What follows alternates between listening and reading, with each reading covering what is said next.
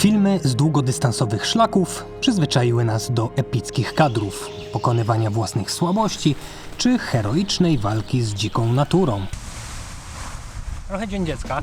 Ja postanowiłem stoczyć walkę zupełnie innego kalibru. Jeszcze tylko nie zginąć tutaj. Zamiast zdobywać niedostępne szczyty, zmierzyłem się z polskim asfaltem, budową drogi, Mam nadzieję, że nic mnie tutaj nie rozjedzie. jednym kleszczem, przegrywem, No niech to. który nawet kąsać nie potrafił. Nie wił się głęboko. Może nic z tego nie będzie. W tym filmie nie będzie walki z żywiołami. Złośliwi powiedzieliby nawet, że to nie są góry. Nie będzie przekraczania własnych granic. Nie mogę się doczekać tego śpiworka. Nie będzie wschodu słońca ze łzami w oczach. Tak, wychodzi ze mnie czasami romantyk. Co myśleliście? Tu się jeszcze zobaczy. Będzie za to. Diabelski kamień jest tak wielka jak moja niechęć do Chochołowskiej. Aż kusi, żeby wejść, co oczywiście zrobię. Przed wami główny szlak świętokrzyski. Ponad 90 km marszu bez żadnego konkretnego powodu. Tak przynajmniej mi się wydawało. Kropka może i niepozorna, ale tutaj zaczynam kolejną swoją przygodę. Główny szlak świętokrzyski. To około 90 km dosyć przyjemnego spaceru. Zaczyna się we wsi Gołoszyce, dokładnie od czerwonej kropki namalowanej na starym słupie, a kończy w Kuźniakach, przy czerwonej kropce namalowanej na starym słupie. Po drodze wchodzi się na wierzchołki, które z potężnym trudem przekraczają 600 metrów nad poziomem morza, więc choroba wysokościowa raczej nikomu nie grozi. To idealny szlak dla kogoś, kto chce poczuć się jak wielki zdobywca, ale w poniedziałek musi wracać do pracy. Ale już sam początek może stanowić wyzwanie. Najważniejsza misja na teraz to uciec z tej drogi.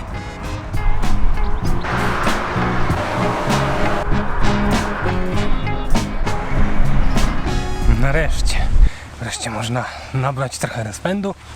No i tak zaczyna się ta moja przygoda związana z przejściem głównego szlaku świętokrzyskiego. Niepozornie, przyznajcie, ale sam jestem ciekaw, co czeka mnie tam dalej, bo góry świętokrzyskie znam słabo. Co ma swoje plusy, można tak po prostu iść i odkrywać.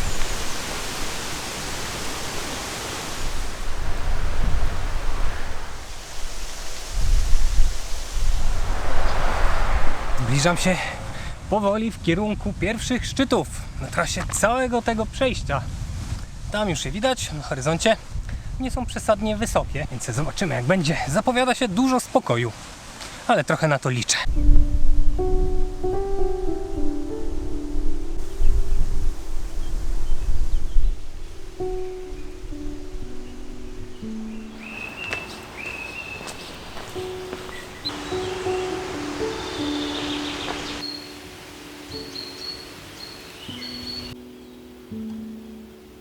O i taki dosyć przyjemny odcinek przez las. Zgubić się tutaj jest też raczej trudno. No i widzę jakieś pierwsze delikatne wzniesienie. Chyba na pierwszy szczyt, wzniesienie, wzgórze całego tego marszu. Długodystansowe szlaki mają tę ciekawą właściwość, że trochę zwalniają z myślenia. Nie trzeba analizować map, badać topografii. Cały wysiłek intelektualny na najbliższe kilka dni sprowadza się do tego, żeby wejść do lasu i posłusznie iść za czerwoną farbą na drzewie. No i żeby się nie odwodnić i czasami coś zjeść. Czy mogą być lepsze wakacje dla przebodźcowanego umysłu? Przyzwyczajam się trochę do nowych gór, bo jestem tutaj bardzo rzadkim gościem, więc i las jest trochę inny niż w Karpatach, i podejścia są zdecydowanie inne. Zaczynam się zastanawiać, czy dzisiaj już na cokolwiek wszedłem, bo mapę mam głęboko schowaną, a to dlatego, że jak na co dzień jestem w Beskidach, to wiem gdzie idę, na co patrzę, co mnie czeka. No i wymyśliłem sobie, że w tych górach świętokrzyskich dam się po prostu zaskoczyć. Zaskoczenie może mieć różne formy. Na pewno nie zaskoczyły mnie widoki, bo tych nie było. Nie zaskoczył mnie też sam las. Może dlatego częściej zerkałem pod nogi. Może to głupie, ale konwali strasznie dawno nie widziałem. A od razu jak poczułem zapach, musiałem się zatrzymać. Kojarzę, że jak byłem mały, byłem dzieckiem, to mieliśmy koło domu. I nie wiem, czy od tamtego czasu widziałem tak, wiecie, na dziko, gdziekolwiek indziej. Zaskakujące były też same szczyty. 2 pierwszych w czasie przejścia szlaku, Truskolaski i Wesołówki, moje nogi w zasadzie nie zauważyły.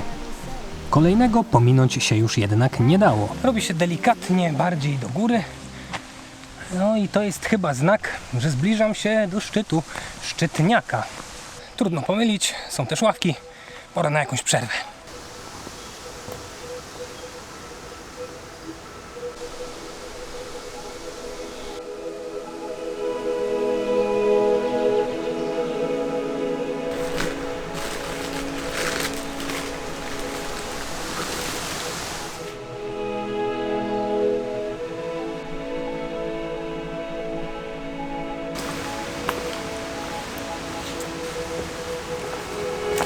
W drogę, bo kawał drogi przede mną, ale ile dokładnie to nie wiem, bo nie mam jakiegoś takiego szczegółowego planu.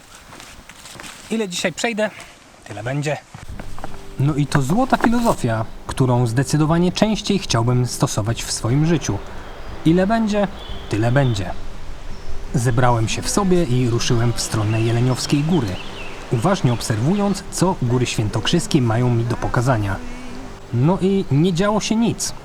A w takich chwilach zawsze dochodzę do szokujących wniosków. Przygrzewa trochę, a ja wyszedłem tutaj na taką szeroką drogę.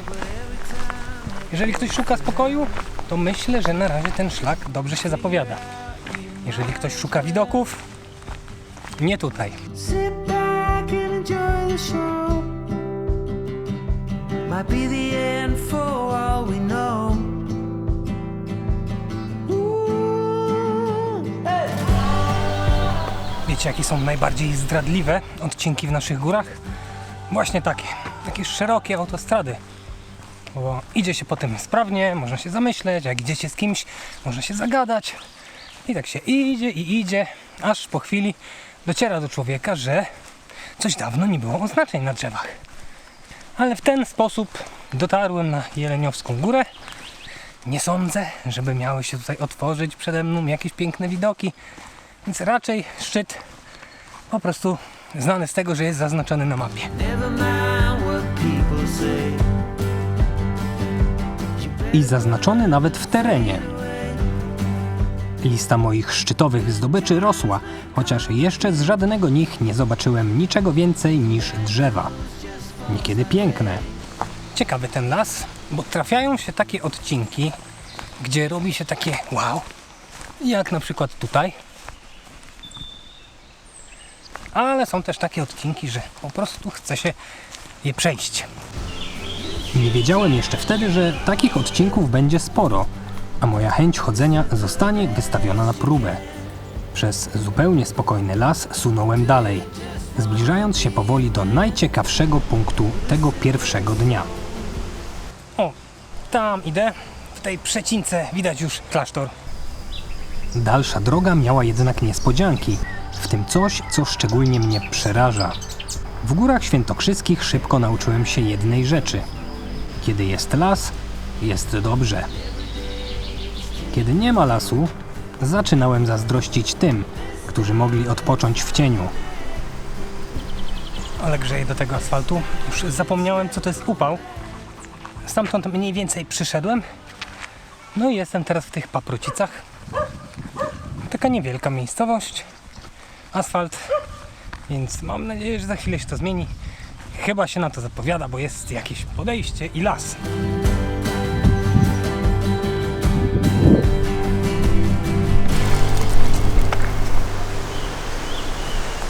Gdybym miał wam powiedzieć, co tu się zmieniło przez te pierwsze 6 godzin wędrówki, to powiedziałbym, że był to las. Tam wcześniej był bardziej bukowy, tutaj jest bardziej jodłowy. I na razie to tyle.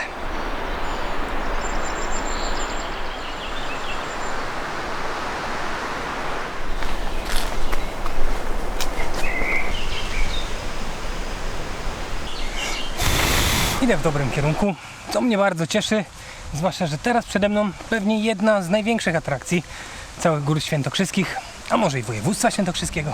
No i nie wiem, ile tam jeszcze do góry, nie czeka podejścia, może 2 godziny. A może nie, bo ile będzie, tyle będzie.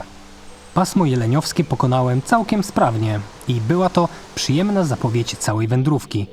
Spotkałem bardzo dużo drzew i bardzo mało ludzi. Teraz miało być już tylko ciekawiej, bo zbliżałem się do Świętokrzyskiego Parku Narodowego. Całkiem przyjemna ta Puszcza Jodłowa. Zielono, wysokie drzewa. No i nie dziwię się Żeromskiemu, Stefanowi Żeromskiemu, bo to podobno on rozpropagował to określenie Puszcza Jodłowa. Żeromskiego na pewno kojarzycie. Nawet jeżeli nie zaczytywaliście się nim namiętnie, to gdzieś tam na polskim pewnie mignął wam koło ucha. Podejście na Święty Krzyż przepełnione jest historią. Bywał tu sam Jagiełło, żeby nabrać duchowej siły przed spuszczeniem łomotu krzyżakom pod Grunwaldem. To właśnie tędy przechadzał się też Stefan Żeromski, zachwycając się majestatem Puszczy Jodłowej. Zresztą duch tego pisarza będzie mnie prześladował na tym szlaku jeszcze nie raz. Każdy park narodowy to wielka księga biologii i historii. Tutaj moją uwagę przykuły przede wszystkim wielkie jodły, zwane mamucimi. Patrzcie jaka wielka. Jest tak wielka jak moja niechęć do Chochołowskiej. Liczne tablice informacyjne skłaniały też do przemyśleń nad istotą przemijania. O, na przykład na temat tej 300-letniej powalonej jodły. Gdybym ja miał tyle lat, to też pewnie dobrowolnie bym się przewrócił, już żeby mieć spokój. Ale o tym nie mogło być jeszcze mowy. Zbliżając się do Łysej Góry, przygotowywałem się mentalnie na spotkanie z prastarą, mistyczną energią. Nagle z głębi lasu dobiegł mnie mrożący krew w żyłach ryk.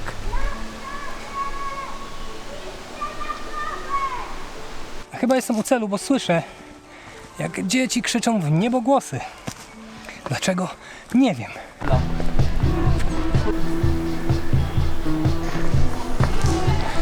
No dobrze, krótka przerwa i krótkie zwiedzanie. A tak zupełnie szczerze, wiecie co najbardziej drażni mnie w młodzieży? Że sam już się do niej nie zaliczam. Zawsze bawi mnie ten kontrast. Idę przez pół dnia z ciężkim plecakiem, sprawdzam czy mi kabanosów wystarczy, a potem wchodzę na szczyt i uświadamiam sobie, że reszta ludzkości po prostu przyszła tu spacerkiem i zjadła lody na patyku. Stamtąd mniej więcej przyszedłem. Czy to pierwsze widoki tego dnia? Być może, ale postanowiłem je jeszcze poprawić, wydając lekką ręką parę złotych na bilet wstępu na wieżę. O, te schody bardziej męczące niż te dotychczasowe podejścia. Nie byłem jednak jedynym chętnym, co po paru wcześniejszych godzinach w lesie było dla mnie zupełnie nowym doświadczeniem.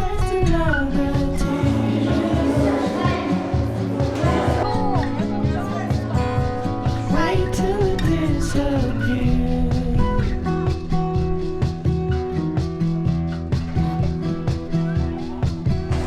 Widoki całkiem ładne, ale ten tarasik taki wąski, ledwo się tam przyciskałem z tym moim plecakiem.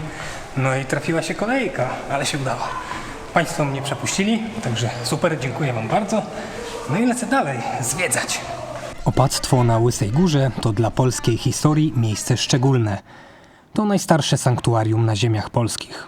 Według podań relikwie drzewa Krzyża Świętego podarował sam święty Emeryk, królewicz Węgier. I zapewne domyślacie się już teraz, skąd góry przejęły określenie świętokrzyskie. Po krótkiej przerwie i uzupełnieniu wody ruszyłem z ciężkim plecakiem dalej, na kolejny ze szczytów. I do tamtej pory myślałem, że mam całkiem przyzwoite tempo. Chciałbym mieć tyle energii. Ten pociąg już odjechał, ale nie jest źle. 5 metrów do granicy 600 metrów brakuje Łysej Górze. Zawsze mi żal takich gór, którym trochę brakuje do jakiejś tam wyższej cyfry. Ale czy to jest dobre słowo żal? W końcu to kupa skał. Chociaż, żeby się nie obraziły, bo Łysa Góra podobno dawno temu odbywały się tutaj sabaty czarownic, zloty i inne takie. Że nie będę sobie robił wrogów. Gołoborze, jak nazwa wskazuje, to miejsce gołe od boru, czyli lasu. No i dzięki temu nawet widoki się pokazują. To w zasadzie takie rumowisko skalne z głazami cięższymi niż ja po świętach. Mam zamiar dobrze przyjrzeć się każdemu głazowi. Kto wie, kiedy będzie kolejna okazja, żeby pooglądać jakieś widoki. Podobno średnia waga jednego z nich to około 80 kg. Średnia waga, wiadomo. Statystycznie wzrost mój i koszykarza to jakieś 1,90 m, ale nie pytajcie, kto zaniża. Jak urywa mi się wątek, to powinienem mówić takie klasyczne: no i tak to właśnie jest. Dobra, wracam. Łysa Góra zrobiła na mnie dobre wrażenie, ale chciałem wrócić już do mojej szlakowej samotności. Tak jak Gołoborza powstawały jednak tysiące albo i miliony lat, tak i ja musiałem się uzbroić w pokłady cierpliwości. Bo zanim ponownie mogłem uciec w kierunku ciszy, musiałem się zaprzyjaźnić na chwilę z betonem. Idę teraz w kierunku Kakonina. No i to pewnie dobre miejsce, żeby zakończyć ten dzisiejszy etap. 2 godziny 40 do celu. Tyle tylko, że jest po 15. No i tak się zastanawiam, czy przypadkiem nie wybrać się dalej w kierunku Świętej Katarzyny.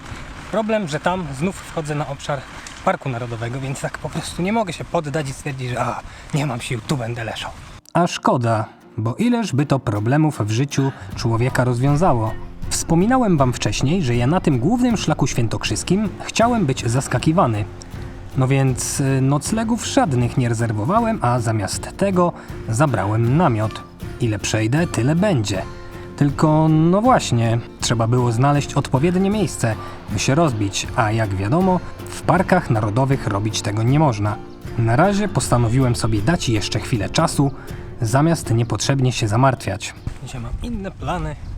W zasadzie bardzo proste, po prostu machać, starać się nie odwodnić, coś się zjeść, a potem na koniec dnia odpocząć.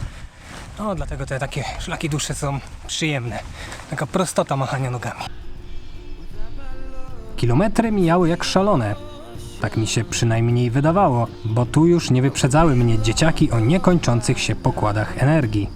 W Hucie Szklanej jest ciekawa osada średniowieczna, gdzie można podpatrzeć, jak setki lat temu żyli mieszkańcy. Pewnie zrobiliby wielkie oczy, gdyby usłyszeli, że ja tak po prostu, bez żadnego powodu, wybrałem się na spacer o długości 90 km. Znów zrobiło się spokojnie, niekiedy pokazywały się okoliczne wzgórza, a mój dylemat zaczął przybierać na sile.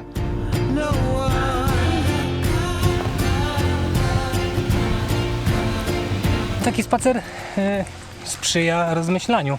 I ja ciągle zastanawiam się, gdzie dzisiaj powiedzieć sobie: okej, Mateusz, wystarczy, idź spać.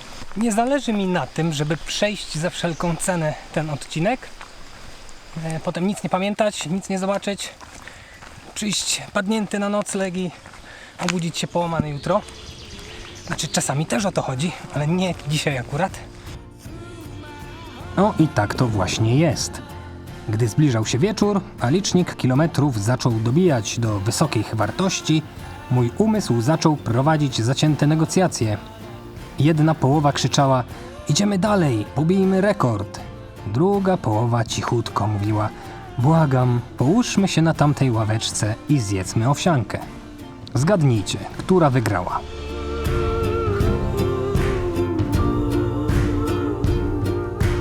W podjęciu decyzji pomógł mi ten oto odcinek. Pachnie truskawkami. No a tutaj widoki takie sielskie, rodem w zasadzie z mojego Pogórza Strzyżowskiego. Można powiedzieć, że czuję się trochę jak w domu. Nie ten.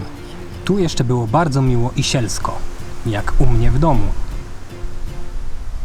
O, ten. Na takich asfaltowych odcinkach, zwłaszcza po całym dniu maszerowania, matematyka nigdy mi się nie zgadza.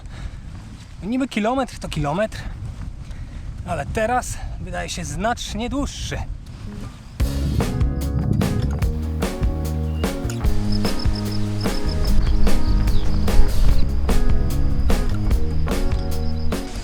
Oto Kakonin.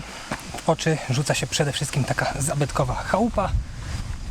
No i jest godzina 17 z kawałkiem. Jeszcze trochę za wcześnie, żeby gdzieś tam próbować się rozbijać. Ale mam taki jeden niestandardowy pomysł. Dalej ciągnął się już Park Narodowy, więc zapytałem gospodarza jednego z parkingów, czy zamiast samochodu nie mogę zaparkować tu namiotu. Ostatecznie spałem więc w środku wsi, ale w końcu ruszyłem na ten szlak po to, żeby dać się zaskakiwać. I zamiast głuchej, leśnej ciszy dostałem wieczorną atrakcję, o której w lesie można tylko pomarzyć. Fantastyczny nocleg się trafił, nawet orkiestra jest. To już jest taka trochę zaginiona sztuka, żeby spotkać się razem i pograć jakieś takie ludowe przyśpiewki. Ja znam tylko te, w której jedna baba drugiej babie wsadza grabie.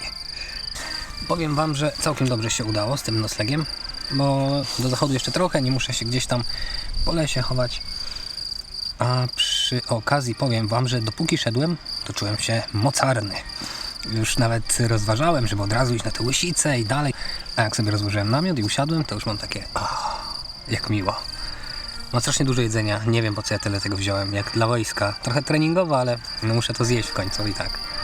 A niech to. Na szczęście szybko pozbyłem się pasażera. Warto zabierać takie turystyczne książki albo pensetę. Nie bił się głęboko.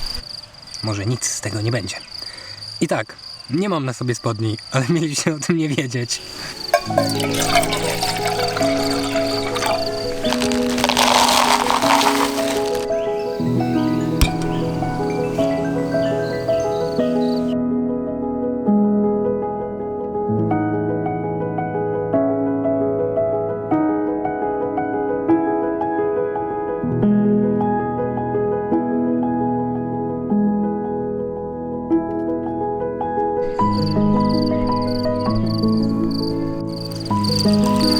Ja wiem, że nie wszyscy są fanami owsianki, ale taka z granolą, orzechami jeszcze i suszonymi owocami całkiem dobrze smakuje.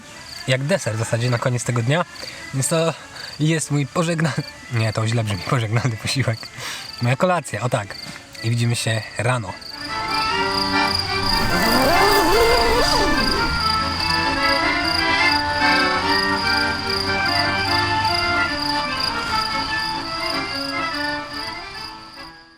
Dzień dobry. Gdybym miał wam powiedzieć, który moment całego tego wędrowania uważam za najlepszy, to pewnie ten w Śpiworze. Ale za chwilę się to zmieni.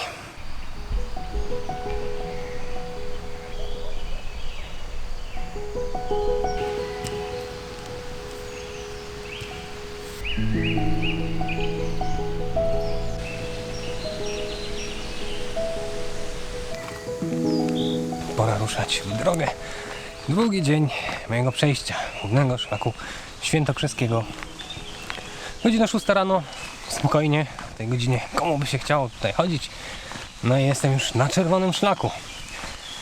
A dzisiaj w planach najwyższe szczyty tego pasma Gór Świętokrzyskich, czyli Skała Agaty i Łysica.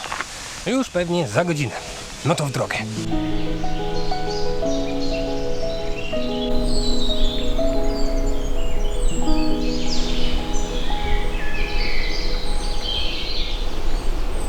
Widzę, że powoli między drzewami gdzieś przebija się słońce, ale to dobrze, że powoli, bo wczoraj było upalnie, a teraz znowu zapowiada się taki gorący dzień.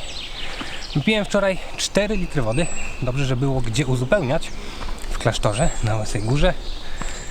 No dzisiaj powinno być trochę łatwiej, bo będę mijał już sklepy. Ale rzeczywiście wiosna była do tej pory taka kapryśna, teraz parę dni takich wyższych temperatur, no i tak trudno się przyzwyczaić trochę. Wczoraj pokonałem pierwszą i 1/3 trasy, zostawiając za plecami Łysą Górę. Dzisiaj mam przed sobą najbardziej ambitny, żeby nie powiedzieć głupi, plan całego wyjazdu.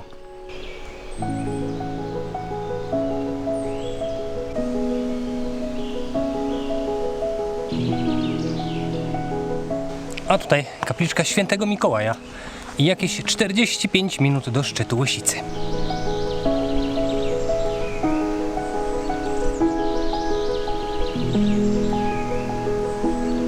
Jak się leży rano w Śpiworze, jest tak miło i komfortowo, to niekiedy trudno uwierzyć, że tutaj na szlaku może być lepiej.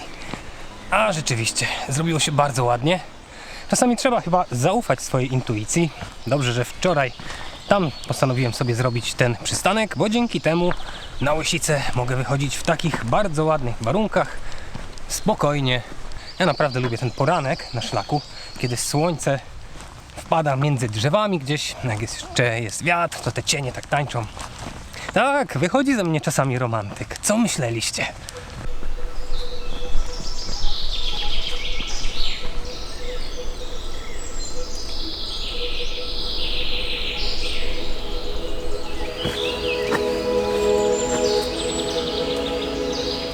No jest bardzo ciekawy punkt. Skała Agaty. Od jakiegoś czasu uznana za najwyższy wierzchołek Gór Świętokrzyskich. Tak jest, wyższa niż Łysica. Ale są tu też takie tasiemki. No bo w parkach narodowych poruszać można się po wyznaczonych szlakach. A ten szczyt piętrzy się tam, więc w zasadzie tak legalnie nie da się go zdobyć. Trzeba się zadowolić Łysicą.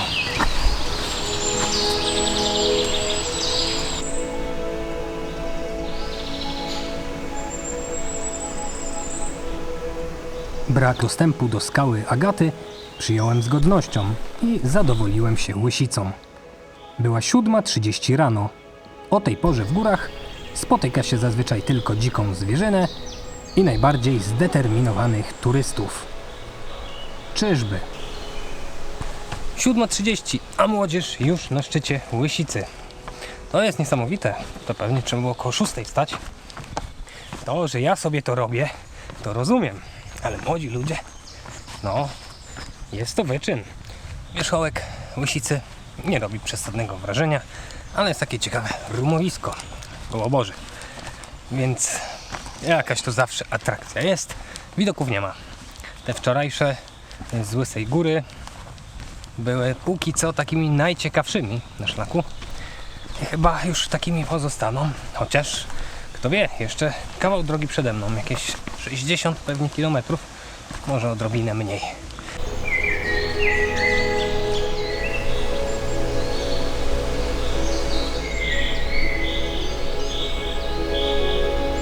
Najwyższy punkt całego marszu przez Góry Świętokrzyskie był już za mną. Teraz priorytety miałem proste. Znaleźć wodę, bo ostatni raz uzupełniałem ją jeszcze wczoraj na Łysej Górze. Wiedziałem, że w Świętej Katarzynie są sklepy, ale wybawienie przyszło niespodziewanie. Całkiem fajne miejsce. Kapliczka Świętego Franciszka i z tego co wyczytałem jest tu też źródełko. To nie jest źródełko, ale widzę, że wzorem i innych takich zbiorników jest trochę monet na dole. A źródełko jest tam. Ciekawe, czy coś z niego kapie, bo by się przydało. Uwaga. Jest i to całkiem obfite.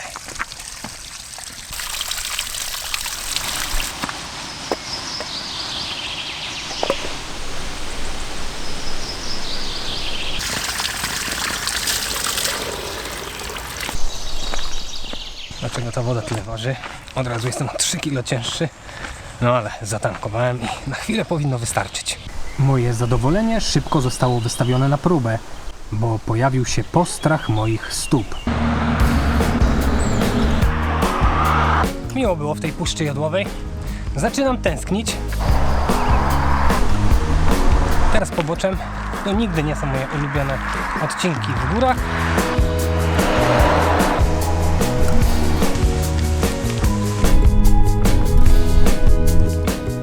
Całkiem mi się podoba ten widok. Taki rzeczywiście przyjemny dla oka. A zaciekawiły mnie nazwy miejscowości, które mijam. Krajno pierwsze, krajno drugie.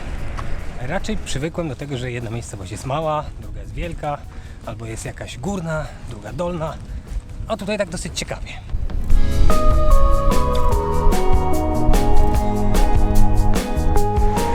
No nie da się ukryć, nic się od wczoraj nie zmieniło. Góry Świętokrzyskie.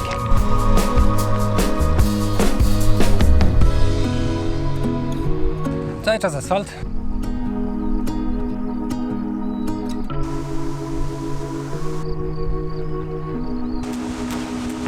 Zaprowadź mnie na leśną ścieżkę.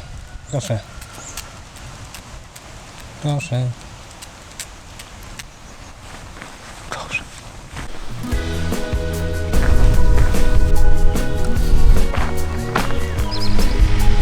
Ziemia obiecana i to dosłownie, bo tu już jest taka polna droga, a są też cały czas widoki. Oczywiście takie na miarę Gór Świętokrzyskich, a nie Tatr, ale jednak. No i też rzeźko się zrobiło.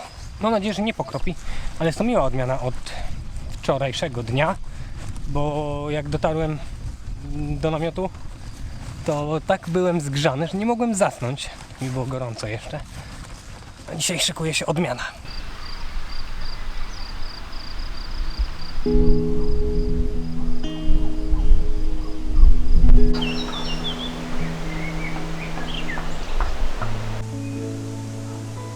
Góry przypomniały sobie, że są górami.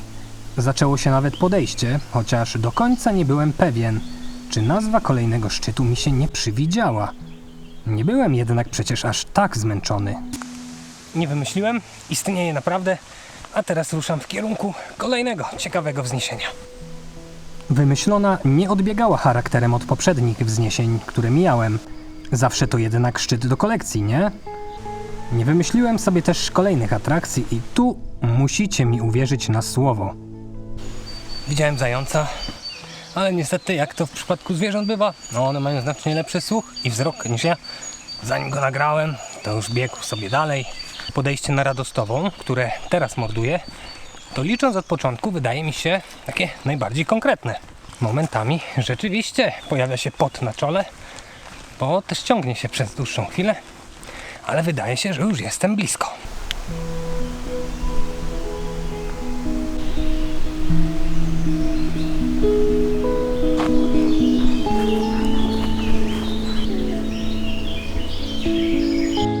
Kolejny szczyt na trasie mojego przejścia. Tam są takie kody QR, można sobie kolekcjonować i skanować koronę gór świętokrzyskich. A Radostowa to góra, którą właśnie Stefan Żeromski określał mianem góry domowej, bo u północnych zboczy leżą Ciekoty, gdzie dorastał w dworku, no i kiedy siedział sobie i patrzył przez okno, to widział ją właśnie. O, i tak to właśnie jest. Na szlaku byłem sam i widziałem tysiące drzew, których wam już nie pokażę, bo pewnie tego nie zniesiecie.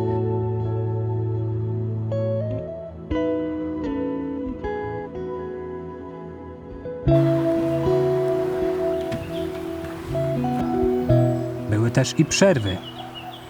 Pora przewietrzyć stopy. Niestety widzę, że są i straty w sprzęcie. Moje ulubione, jeszcze z GSB. Zwłaszcza, że w tej części gór świętokrzyskich pojawiły się krótkie, ale jednak tworzące pot na czole fragmenty. Nie powiem, że po tej przerwie jestem jak nowonarodzony, ale jest lepiej. No i znowu do lasu. Tym razem od razu tak, dosyć stromo.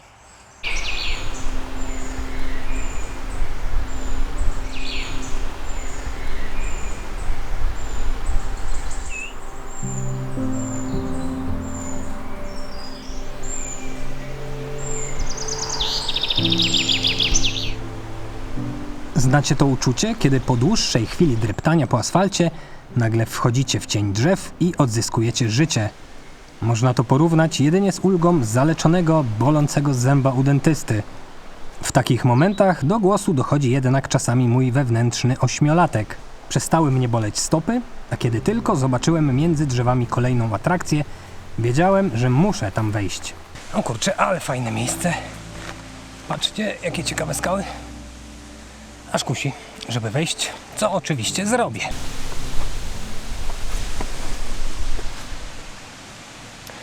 No ciekawe, wygląda jakby tu były jakieś drogi spinaczkowe. Idę free solo. Może i są, ale prędzej od tej strony. No jest tutaj kilka metrów rzeczywiście w dół. Bardzo fajne miejsce. O, nawet wiata jest tam niżej.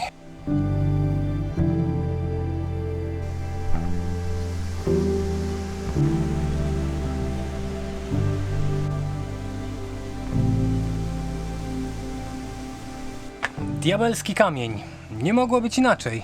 W Beskidach też to popularna nazwa na tego rodzaju formacje skalne, bo wiąże się z nimi zazwyczaj taka legenda o różnej wariacji, ale temat jest podobny, czyli diabeł postanowił zniszczyć coś ludzkiego, na przykład kościół, więc wziął największy głaz, jaki znalazł w okolicy i niósł go na miejsce, ale nie zdążył go donieść, bo przyszedł świt, albo coś innego się wydarzyło i upuścił w jakimś tam miejscu.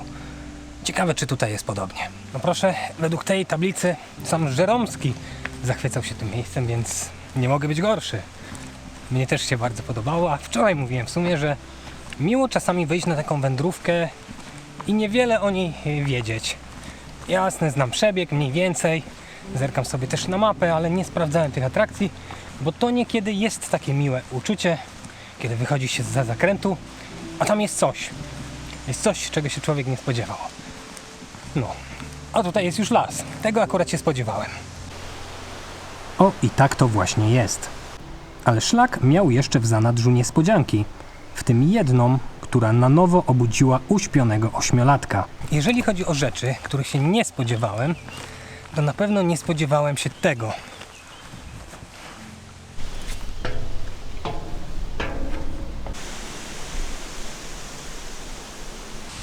I to wszystko, co widać.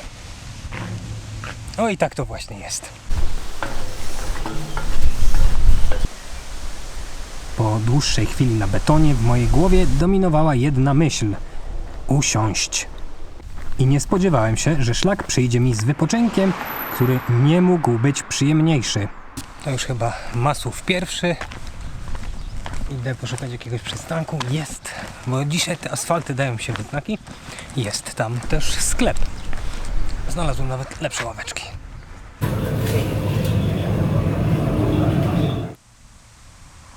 Trochę dzień dziecka. Mam lody. Mam coś dobrego do picia. A to mam jeszcze kawałek pizzy. Taki duży. Tak można maszerować. Już nawet przestał mi przeszkadzać ten asfalt. Jest ławeczka, jest gdzie wypocząć. Można też stopy przewietrzyć. No i zobaczymy, co tam dalej. Ale stąd, tak mam wrażenie, nie chce mi się za szybko ruszać. Może jakoś przesadnie dobra nie jest. Może taka zimna i w ogóle. Ale zawsze to kalorie. A czuję, że jeszcze dzisiaj mi się przydadzą. Plac zabaw to rzeczywiście fantastyczne miejsce, żeby się popisać przed wami moją dietą. Ja się na co dzień tak nie odżywiam, że wiecie, lody zajadam pizzą i tak na zmianę. Czasami żałuję, ale jednak nie. No dobra, pora ruszać dalej, pora się zbierać.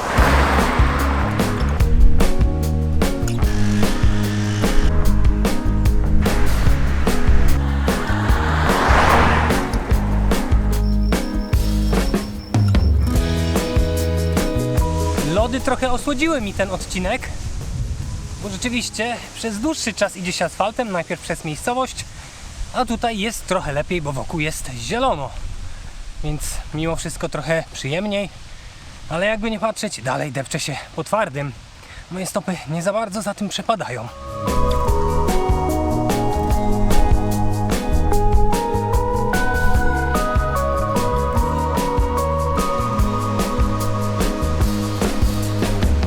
O i tak to właśnie jest. A konkretnie jest las.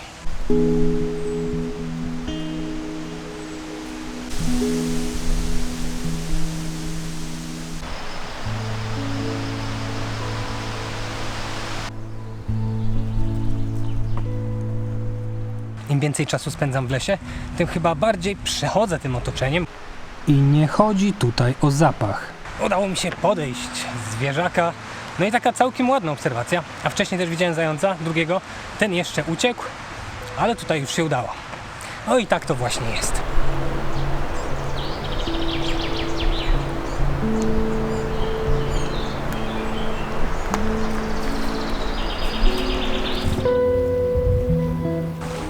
Jest i zmiana otoczenia. Jestem w Dąbrowie. Niektórzy pewnie odpoczywają w cieniu, a ja jeszcze maszeruję. Po pizzy i lodach nie było już śladu, a szum wiatru między drzewami to zawsze przyjemniejszy dźwięk niż szum ciężarówek. Trzeba było się ewakuować.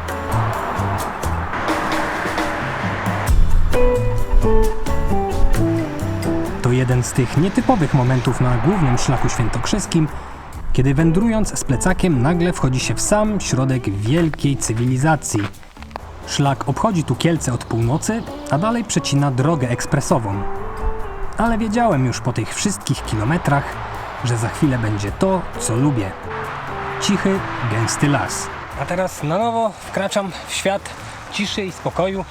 No i jak sobie tak maszeruję od Gołoszyc, od startu, to każde z tych poszczególnych, pojedynczych pasemek jest trochę odmienne. Jasne, niby wszędzie las, ale wygląda on zupełnie inaczej.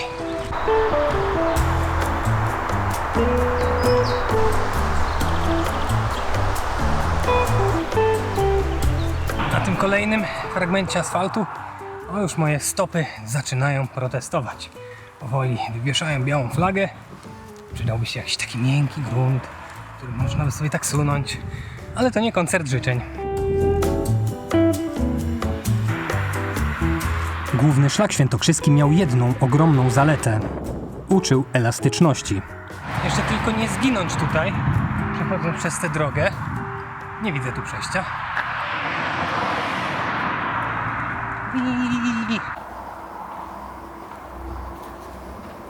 Wzgórza Tumlińskie i Sosnowica. Dopisuję sobie do swojej listy szczytów kolejny. Wejście na wzgórza tumlińskie pod koniec długiego dnia to spora przyjemność.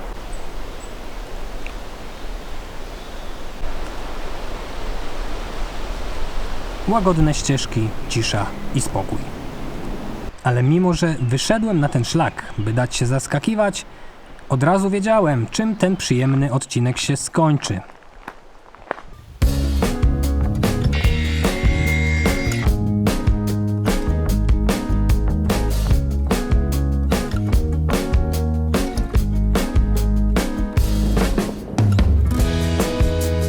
Normalnie bym powiedział, że jest bardzo fajnie, super podejście i las ładny, ale jestem już 12 godzin na nogach, więc powoli odliczam i szukam miejsca, gdzie można by sobie tutaj usiąść, a najlepiej się położyć. I to tutaj dałem się znów zaskoczyć szlakowi.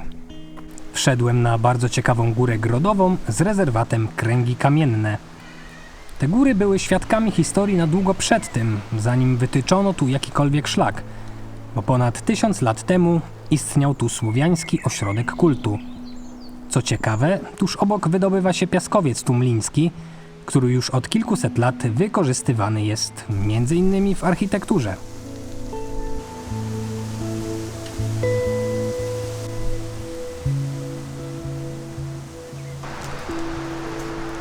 Zejście z Grodowej sprowadziło mnie znów na twardy grunt. Choć moje stopy przy 40 kilometrze nie były już fanami ani historii, ani lokalnych legend, wiedziałem, że przede mną ostatni leśny zryw tego dnia, a potem to, co uwielbiam. Konkretne podejście, tak w zasadzie na dobranoc, chyba najbardziej strome, jakie do tej pory napotkałem tutaj na głównym szlaku świętokrzyskim. Niedługie, ale przypomina takie beskidzkie ściany płaczu.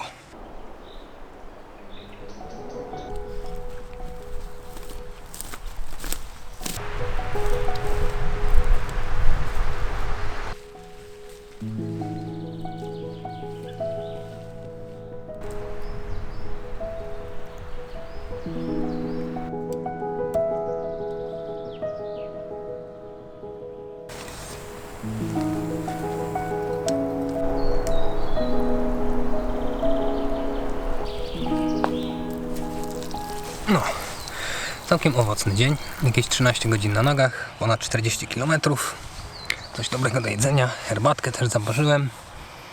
No i zapowiada się całkiem ciepła, pogodna noc. Nie mogę się doczekać tego śpiworka. I kolejnego dnia kończę całą tę przygodę. Zostało nieco ponad 20 km, 24 może. Specjalnie chciałem dzisiaj trochę więcej przejść, bo jutro meta jest w Kuźniakach. A tam po południu jest mało kursów do Kielc. Ja z Kielc muszę jeszcze do Rzeszowa, a niekiedy przez Kraków. Tych przesiadek jest sporo, więc zależało mi na tym, żeby dzisiaj taki dłuższy dzień na szlaku zrobić, żeby jutro po prostu zdążyć w takich rozsądnych godzinach się tam zameldować i złapać jakiś transport. No, to do jutra. Cześć.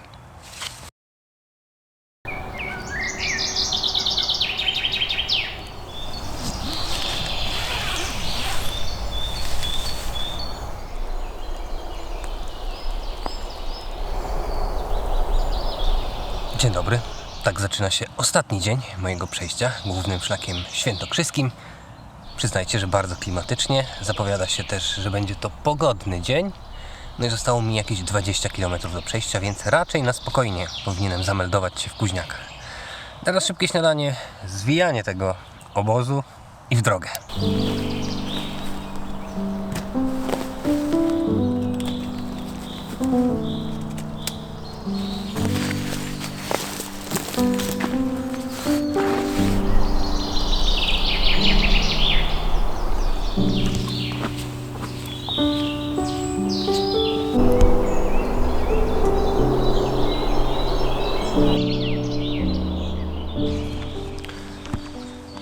drogę. Idę zobaczyć, jakie to niespodzianki skrywają przede mną jeszcze Góry Świętokrzyskie tego ostatniego dnia. Nie spodziewam się jakichś wielkich gór, ani podejść, ale cała ta wycieczka toczy się w takim rytmie, żeby właśnie dać się zaskoczyć. Więc kto wie, co tam się kryje za zakrętem.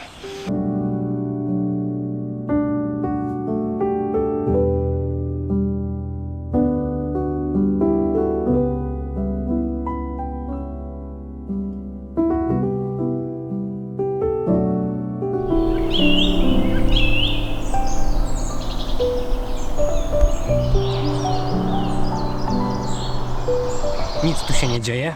Pewnie już przywykliście do tej informacji, ale nie mówię tego jako wadę. Nic tu się nie dzieje, bo jest bardzo spokojnie.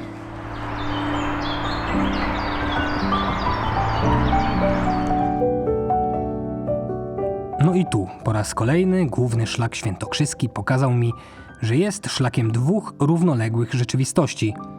Pierwsza to las, cichy i spokojny. A druga to wszystko, co trzeba przejść, żeby do lasu wrócić.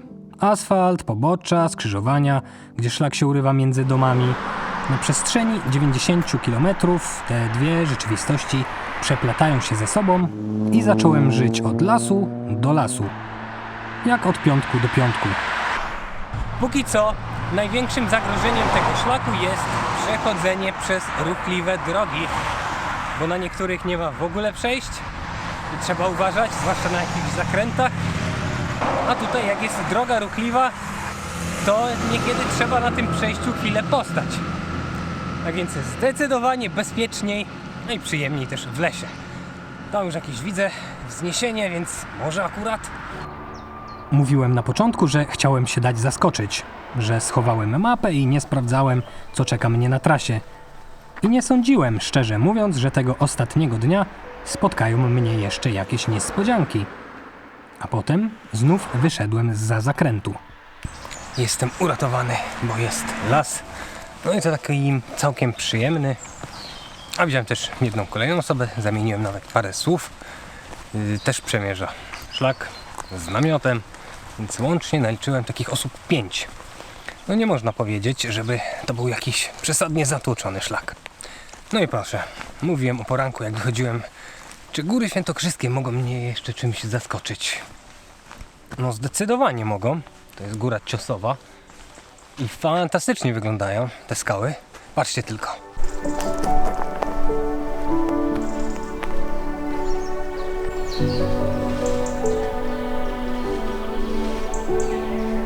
Zaskoczeń tego dnia rzeczywiście trochę było i najpierw ta bardzo pozytywna.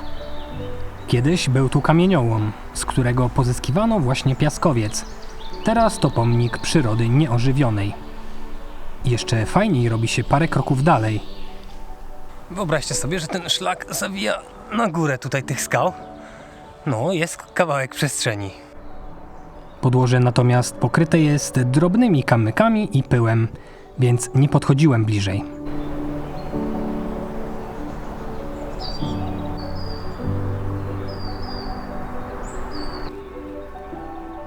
A czy człowieka chodzącego od 2 dni po lesie mogą zaskoczyć drzewa?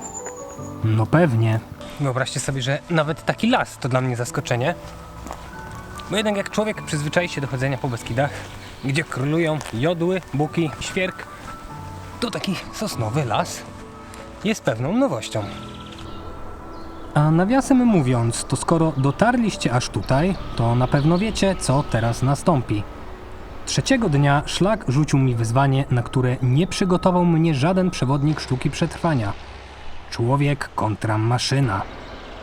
Lawirując między kolejnymi koparkami, szukając czerwonych oznaczeń, w głowie miałem tylko jedno.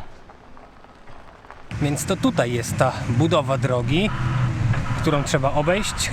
No i trzeba iść tak, jak droga biegnie, albo spróbować skrótu przez plac budowy. Mam nadzieję, że nic mnie tutaj nie rozjedzie.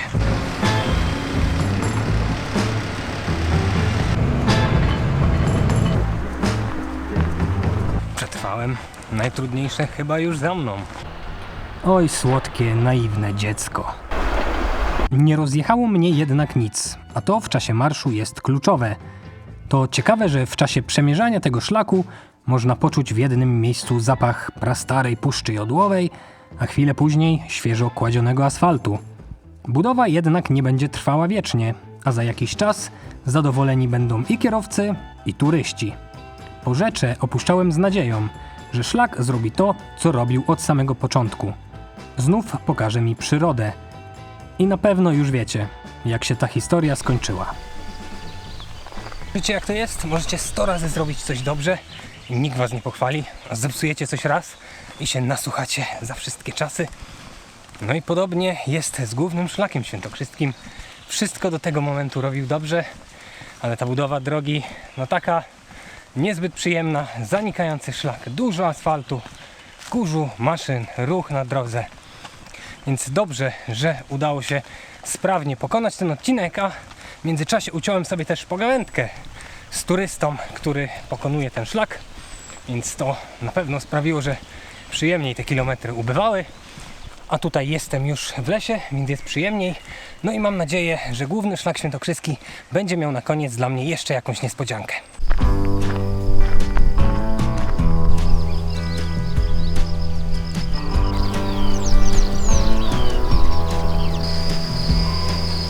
Przez chwilę przez miejscowość, teraz znowu do lasu.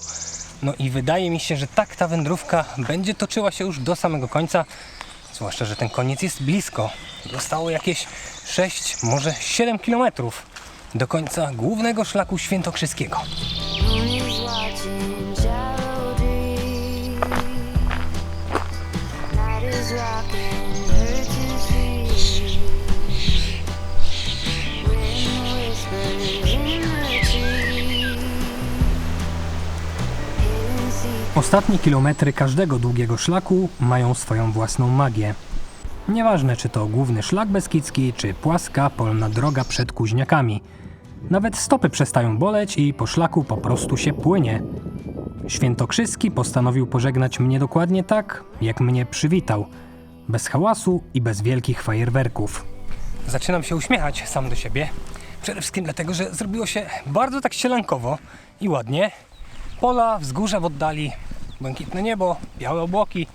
No taki obrazek pocztówkowy wręcz. A drugi powód jest prosty. Pozostały mi 2 podejścia, 2 wzniesienia do zdobycia. Perzowa i Kuźnicka. I to w zasadzie koniec. Still waiting, holding on through the night. She's still waiting. O kurczę, na sam koniec jeszcze takie świetne miejsce. To grota świętej Rozalii na górze Perzowej. Podobno w czasach zarazy miejscowa ludność szukała tutaj schronienia. Kto by pomyślał, że góry świętokrzyskie jeszcze mnie czymś zaskoczą. Czy ja się tu z moim plecakiem przecisnę? Zobaczmy. Like the ocean in the sea. Lubię sposób, w jaki kończą się szlaki długodystansowe. Nie ma czerwonego dywanu, medalu ani tłumu skandującego twoje imię. Jest za to symboliczne przejście ze świata przygody w codzienność. O i tak to właśnie jest. W Gołoszycach czerwona kropka na Starym Słupie. W Kuźniakach też czerwona kropka na Starym Słupie. A pomiędzy 90 km lasu, asfaltu, historii, której się nie spodziewałem i ciszy, której szukałem. Oraz ktoś, komu się nie podoba, że ukończyłem szlak. Nie masz nic do gadania. To było 90 km marszu absolutnie bez powodu. Ale jeśli kiedykolwiek poczujecie w sobie zew wielkiej górskiej przygody, Tak można maszerować. jeśli zapragniecie obcować z potęgą dzikiej, nieujarzmionej natury Dzieci krzyczą w niebogłosy. i jeśli jesteście gotowi rzucić wyzwanie żywiołom, których nikt przed wami nie pokonał, Mam nadzieję, że nic mnie tutaj nie rozjedzie. to główny szlak świętokrzyski czeka na was z otwartymi ramionami.